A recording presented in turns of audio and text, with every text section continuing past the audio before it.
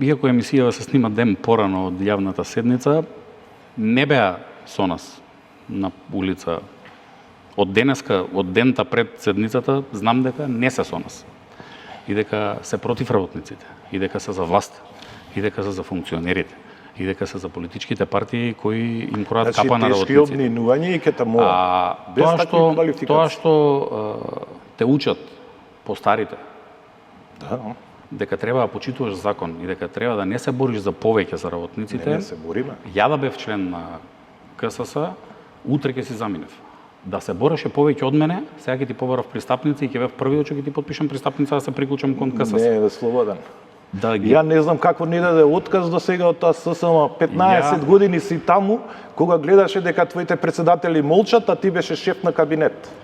Во тие 7 години. Еднаш да ти повторам, да ти нацртам кога на мало дете. Значи отказ требаше да даеш, а не да се кандидираш за председател. На Сојузот на синдикатите на Македонија. Шеф на кабинет колку време беше на претходниот председател? Ги креираше политиките. Бев обично правниче. Па доаѓаше на економско-социјален совет, доаѓаше на комисија за репрезентативност, па се смееше таму. Тога што не креираше вакви политики, што не го учеше твојот бивш председател како треба да се почитуваат законите дека денеска ќе имавме 600 евра плат. Чија е кривицата, моја или твоја? Председателе, ќе видам културно уштеднош. Па еве, јас сум културен. Ќе ти дадам можност утре, еве ќе дојдеме, кажете дека ќе идеме пред Стопанска комора и пред организација на работодавачи да изедначиме пред собрание и пред влада. Па нема потреба, ние тоа го решивме. Страфти. Па 4 годишни договори подпишавме бе, по 45% покачување до 2028 март. Вакви кукавици како вас. Па не се ве кукавици. Работниците тешко и скапо ги плаќаат.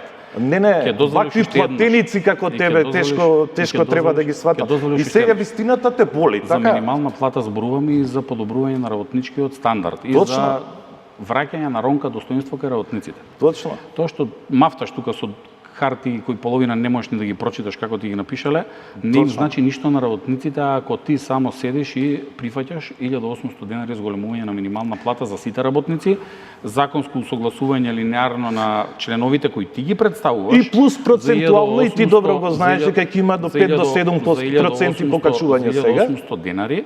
И тоа што и плюс од 5 до 7% за да ги изнивелираме платите што се фали со тоа што го прават други синдикати. Не. И тоа што да ги изнивелираме платите, вие тоа што ни го одзимавте како законско право во годините заедно со некој друг.